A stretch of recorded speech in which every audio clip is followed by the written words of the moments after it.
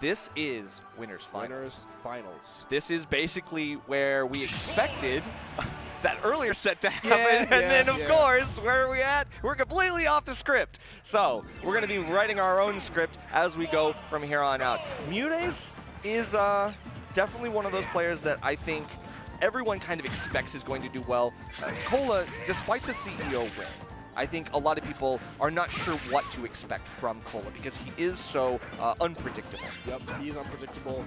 And Roy, it is tougher for Roy now than it has ever been. That is still a good character, but it's tough living, man. It's tough being a Roy main, especially one that leans entirely on Roy as much as Kola does. It's true. He doesn't really like to break up that cloud as much. That Aegis, not really a thing. That Sonic and that Snake, we'll keep him at that 404. We're not taking him on the road with us. So if it's just solo Roy, it's tough living, man, and that's why I think Kola's results, it's boom or bust every time. Sure, yeah, he's a feast or famine kind of player with a feast or famine kind of character as well. You know, the disadvantage state is what it is, but the advantage state, oh boy, if you ever get that, like, let me tell you, that it feels really, really good. And MuteAce is going to be, you know, playing as safe as he can. Still putting up a hell of a time edge guarding this Roy. All right, luckily backside nair isn't going to do it. Kola's still going to be able to recover right here. Fighting his way back on the stage with that pool noodle neutral air. That back air is not going to do it just yet, but how are you going to get past the turnips? You are not. Vegetables coming out. Mama always told you to eat them at the dinner table. This is why. Good come back to bite you one day. Yeah, definitely. All right, we're getting the great low flow combos that I expect from MuteAce. A consistent enough player now that he's been able to keep his hand issues to a relative minimum. Yeah, he's playing hot today. This entire weekend he's been playing hot. And Kola himself playing so hot that he almost burned down the venue. I love that we're going with that, by the way. I love it. Like, it's the best case scenario for how this weekend as well. Hard sell, man. But now, MuteAce hugely right now, 0 to 120. Roy, or rather, Kola with Roy trying to find a way to get in there, do some damage. We got 38 now, and we got the ledge. Which means it's time to do some damage. Wow. Going for that F smash. I'm not sure if that was a. Ooh. Whoa! Right into the Stitch face as well. What a combo! MuteAce not over. My goodness, that combo was literally Shaq and Kobe. That was the alley-oop right there. That was actually so well timed for MuteAce, and now we are going to take this huge lead that we have all the way to game 2, because I'm not going to give this up. You can ask for it as much as you want, but I don't think MuteAce is ready to relinquish this huge lead they have. Oh my God, you gotta work for tosses. Exactly. I mean, it feels like the item play has been solid from MuteAce to a point where a low float nair is going to force Kola out to the blast zone and win. I mean, it feels like game 1 going MuteAce's way so convincingly. Kola, I mean, he's no stranger to being put to the ringer, but I absolutely believe that he's going to come into this next game with a renewed fire. I'm not worried yet, because the last time Kola went up against a Texas player that here at Patchwork, and they went down 0-2, brought the whole thing back. That is true. So this is just how it is sometimes, man. Sometimes Roy just has cold streaks. Sometimes you just gotta get beat for a little bit, and then it's like, all right, hold on. It's time to activate. I'm about to elevate. It's true. Then we get back in the set, man. Yeah. So we'll see how game 2 goes for him. We're going to Hollow Bastion for game 2 here in Kola versus MuteAce here at Patchwork 2024. Yep. Important to note that these two have traded sets pretty back and forth. I would say, like, they neither of them really have like a winning set record on the other. It's pretty even. So this is going to be a huge test to how much both of these players have grown since their last bout. God damn, 75? Yes. Like, we've been getting hit by that for like 5 years now, and it's still surprising. Peach is so good at that early percent damage. Yeah. How even the mid percent conversions, if you have them, like, she just like throws out so much damage per second.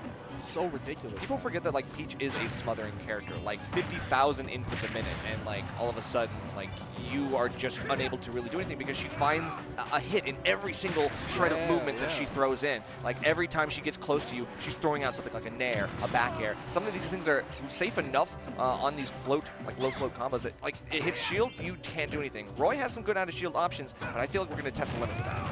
And there's one of them right there, that Blazer, something that you're going to have to rely on in a lot of matchups, and a rare misinput there from MuteAce. They wanted to float and land on the stage or go back to ledge right there. Managed to do neither, unfortunately.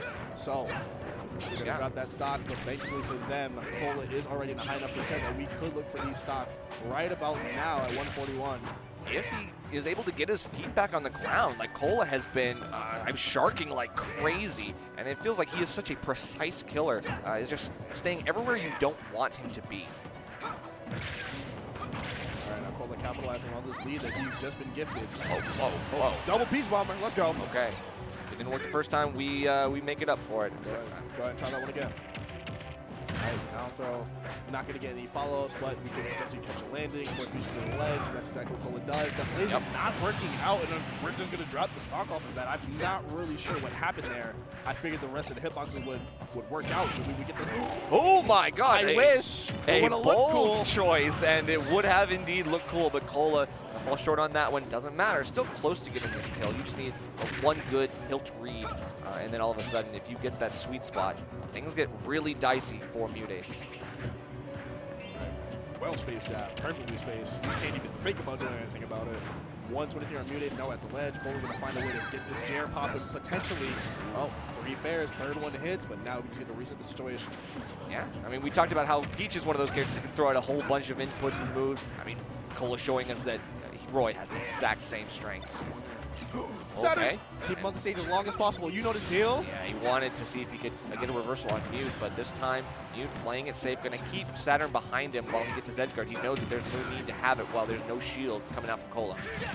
Lands with the double edge hands, but not able to get anything off of it, and then the float bear, the get-up attack just barely whiffing. Right. So now Kola is going to have to forego that lead that he just had. Why did you hit him?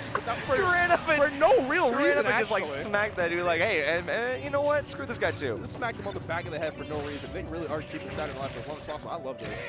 Yeah, I mean, I feel like for the bit, you got to do it. Right now, MuteAce is doing the right. Oh, he's gone. He gone? Yeah, okay, he's gone. It is getting late. He had to go home. Okay, shield looking really small, but doesn't matter because MuteAce has been really, really good at angling his shield the entire night. You can tell conservation of that shield has been crucial to him, but I mean, right now we're seeing the strengths of keeping that defensive play close at hand. Oh, using the float as a little bait right there, seeing what Kola would do, punishing accordingly. MuteAce had all the scene control, but Kola fought for his life to get it back. Now he's at the ledge. We got to figure out how we're going to do this because this is prime territory for that combo that I hate to come out and take the game away. Kola, right when he needed it, got the jab into the back air. Game 3, we're all even. All hinges on 1 or 2 crucial interactions. Kola going to make the most of that one there. JR going to hit him straight to a game 3, making it even, 1 game apiece.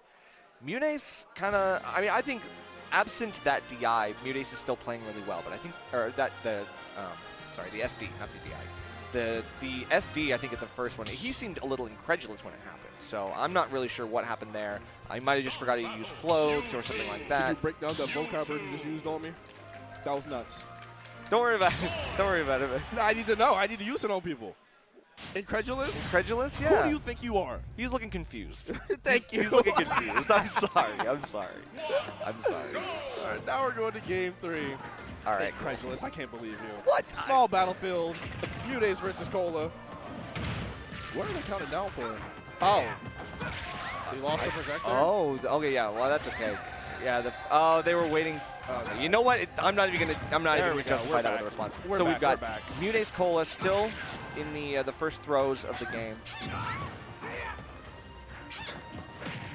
See, trying to get off this platform right here. It's tough getting that back down to the ground as Peach, man. Like, she has all the mix-up to do so. She can float. She can float cancel.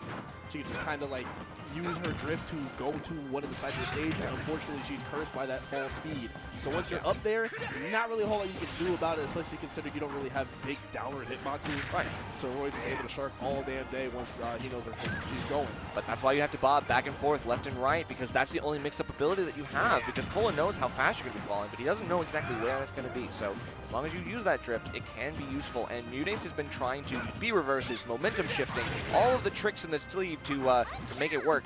So far, it's been enough to stay alive, but not there because the roll read is covered by Kola. Now we have a lead right here, 130 on the stock, though. We kind of have to focus on doing as much as possible right here because Peach, no stranger to ripping stocks away. Yeah. So we just kind of have to go balls to the wall right here. Like, I'm putting everything on the line for the next about 30 seconds. Maximize the stock that you have right here because you don't know how much longer you're going to have it for. Okay, yeah, the back air at his shield, just enough. Playing chicken with the shield. Kola does blink first. And although he is, you know, hot-headed as a player, another switch face? No way. Yeah, not really much you could do from that far out. Turnip was already in hand. Really just have to give it up at that point before just seeing if he can somehow skirt past that one. Gotta highlight his recoveries, though. They've been very, very good. Yes. Like, MuteAce has only gotten that edge guard on him when it was, like, pretty much preordained for him to get it. He's a ledge trap demon, notoriously so, and Kola being able to get back despite all the turns, despite all the fares at ledge, is something to be commended, for sure. For sure. But it does mean that he's going to have to set up an edge guard of himself if he wants to make up this and get a lead, something he can actually continue on into the last stock of the set, or of the game. MuteAce looking for some sort of mix-up right here. Big damage deficit to have to make up here, but this is a good start for the up air into the back air. Got to look for one more opening, though, to really get some good damage going. But again, Kola is on the hunt right now. Uh-oh. That's cool. We're good. We're good. Yeah, he's good. I just worry about the reversal property because once MuteAce gets back to ledge, he's not quick. Or he's not slow to turn around and try to get something else for it. So we do lose the second stock from MuteAce. Kola at a healthy enough percentage where he's feeling confident. And this is that confidence that we love to see. Ooh. So much so that I'm not sure if you need to expect MuteAce is going to be pressing buttons at a disadvantage like that. Hey, gotta catch him. I guess so. Well, on the real, I was probably missing, but I feel like that was supposed to be like a side B or something. Okay. Okay. He has been going for a lot of aerial side B, especially when you sweep up with the upper versions of it, just to get more juggle opportunities. The up airs have been something that he's been getting a lot of damage off of. Good bread and butters for him. But speaking of bread and butters, MuteAce, with the turnip setups into the fair, going to be able to find that mark. All right. Up throw. Just hoping to catch a landing right here. Jab just barely whiffs. So now MuteAce has to get back down to the ground, or gets back down to the ground, and Kola has to find a way to reset the situation right here. And now you're getting sharked. This is not the place you want to be against Peach, especially in a last hit situation upcoming.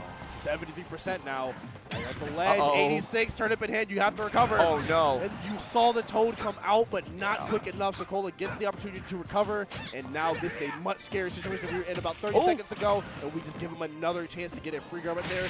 In the corner, forward air, perfectly timed, and Kola dropping that game 3, and now going into game 4, man, all you can think about is what if I sealed the deal, what if I was able to close it off. Yeah. But, I mean, MuteAce had an opportunity where the same could have been said of him if he had lost that game, right? That toad that you mentioned coming out, the counter, it was something that MuteAce had used in a previous set as an edge guard, and it worked. And now he felt like, okay, this is the time, I got to use it here. Unfortunately, it didn't work out in his favor, but that doesn't mean that we can't use it again later, although Kola may be expecting that in the future. We'll have to see what happens here on Hollow Bastion. Again, lower ceilings, so we are going to be looking for some more vertical combos. I do worry because both of these characters can use this stage effectively, but this is Kola's pick, so I'm going to let him rock.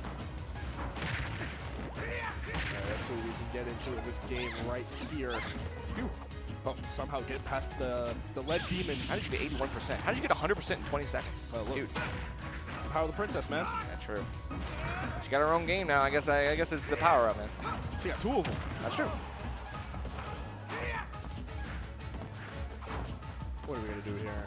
Someone's looking for a straight hit. Someone's looking for a way to either finally close his damage gap if you're player 2, or get this first stock off if you're player 1.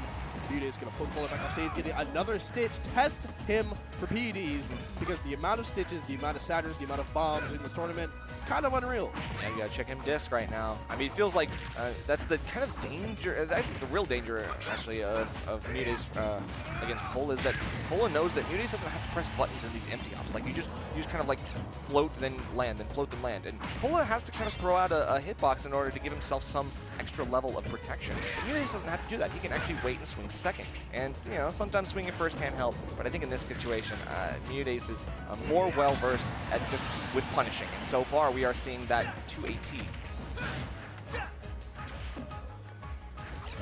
MuteAce at the ledge right here. Kola trying to use that wave bounce double edge dance to catch something from the ledge. MuteAce not getting caught by anything right now. But Kola, all he's doing is catching hands at this current moment in time. Even when he has the advantage, when he has MuteAce at the ledge, it feels like he hasn't been really able to do anything with it this entire game. But this could all change right about here. He was in a good situation to close things out, but he's not able to get the hits he's looking for. He's only getting the weak ones. This is the part where we see Kola take on a next level of risk in terms of trying to get more and more rewards. He's going to be looking for some harder reads. He's going to be throwing out some unsafe stuff, I would expect, but he still needs to be as cautious as he can. Hitting the shield like that can force MuteAce to stay put, and that means that if you whittle the shield down enough, that could end up poking.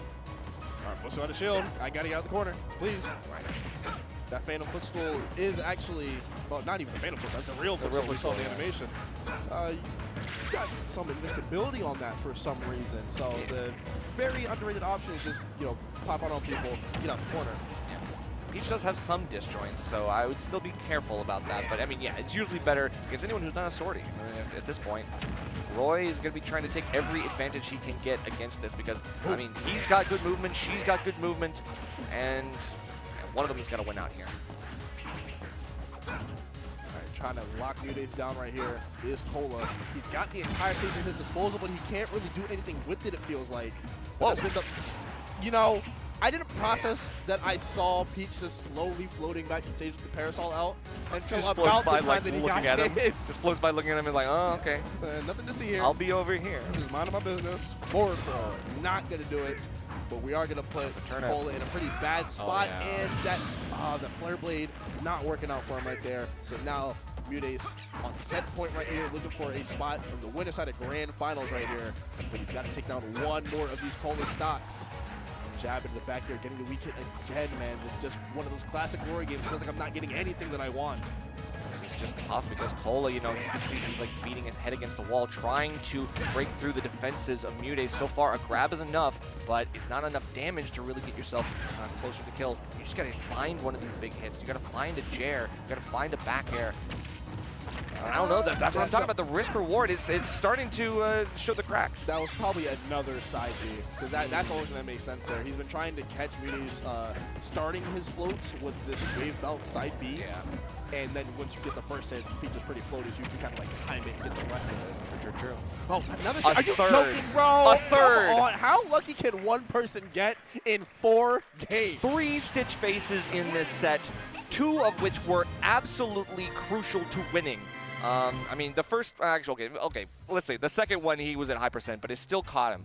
And of course, you know, here there's nothing Cole can do except just like watch as it floats down to hit him in the face. Like and you check Peach to see what she's pulling out of the ground, and then you realize, again, I gotta get out of here. I gotta get out of here, but I can't. And he upbeat so close. Do right here. He upbeat so close to the ledge, hoping to get a quick grab on it, use the invincibility frames, but it was too late. MuteAce was already on top of him and just stealth bombed it right on top. Yeah, nothing you can really even do about it. We keep saying it. It wasn't even a damned if you do, damned if you don't situation. It was damn. It was just damn. It was like damned. You died. I pulled Damn. the stitch, and that's it. I'm sorry, it had to be this way, but I gotta punch my ticket. The Grand Finals winner's side. Congratulations to MuteAce.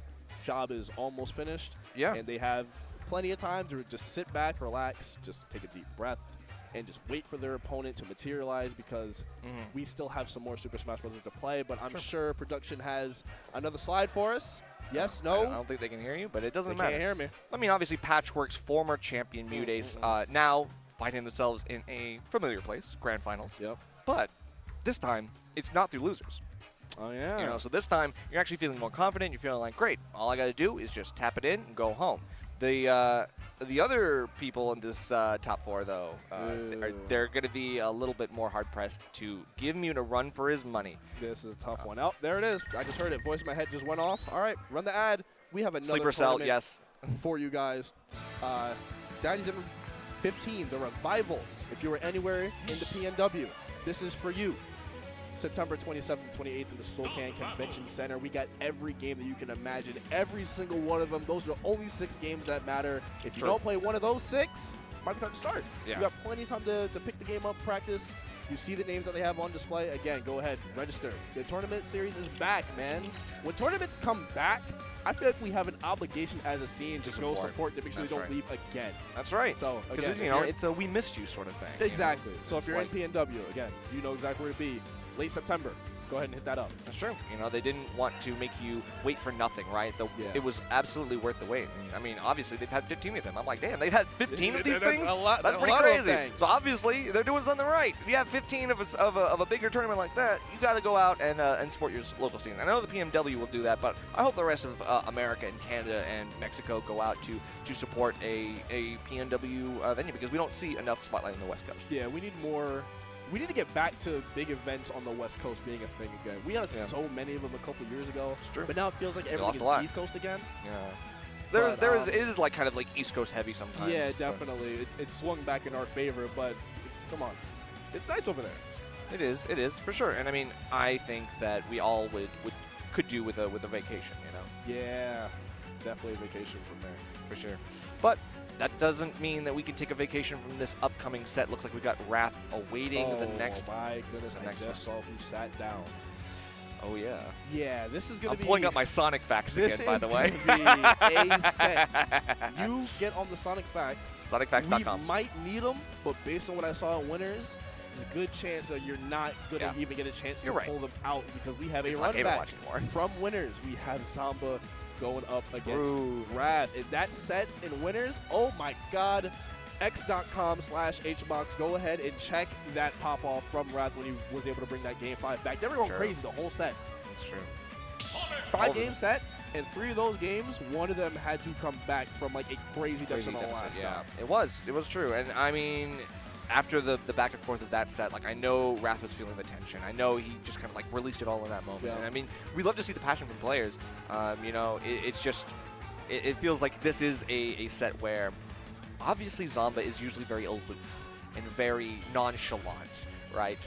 I wonder if losing to Wrath earlier is going to make Zamba kind of play more emotionally, or if he's still going to be like the cool, calm robot that he is. I feel like we're going to be looking at Bull in a China shop when he sits down to the setup because the way that set went down, that was very much, I had it, or no, rather, I didn't have it because Wrath was up 2-0 last stock, 120%, and then just dropped game 3. And then Zamba comes back and he's like, okay, now I have control of the set. This is what should have happened in the first place. And then it just slips out of his hand. Right. You can't let that happen twice. You can't let that have a chip on your shoulder. Yeah, you can't let that affect you either, right? You still got to be coming back with a renewed vigor, but you also do need to still play it safe. And you know that because it's Sonic, there's an added layer of complexity to this. Because you said play safe. Yeah, right. I played the Blue Rodent. Yeah. Oh, we can play safe. It doesn't matter how safe you play because Sonic will outdo you. We can play safe all damn day if we need to. So we're just gonna wait for the Prince of New York, or I guess the King of New York now, because he's leveled up on us. What happened to DeBuzz? Well, there can only be one king. Oh, well. DeBuzz, this is a call out to you. Where were you? We've been saying he's coming for the crown for 3 years. Okay, yeah. And then he won Genesis. He did win Genesis. However, since then, let's take a look at his recent accomplishments. Right. 5th at Cirque. Okay. That's it. Oh, you're so disrespectful. I thought you had a whole thing prepared. You got the phone over there. You've been looking at the results. No. Man, look. No, that's the last top 8 that he's had in a major. Cirque. 5th place. Hey man. So 5th ain't nothing to scoff I'm just saying. Yes. I still have the trophy at home. Zamba, yeah. And Zamba has lots to be. The trophy's valid for a year. I get it. Zamba has plenty of rights to feel like he is, quote, the best player in the world. But if he plays too much with his ego here, Wrath will eat him alive. So, seen him do it. So, Wrath just needs to play it safe. Wrath just needs to do his own thing. Yep. It's up to Zamba and how Zamba takes this next one to see what happens. Oh, there we go. We were almost dead for I thought I died. I was like, damn. Everything went black. Yeah, Wrath's life passed before my eyes again. And I was like, please stop showing me his childhood. Not again. All right, so actually, wait a minute. What's happening on Shader here? Are we good? Okay, maybe we are pre-checking the speakers to ensure that they are up to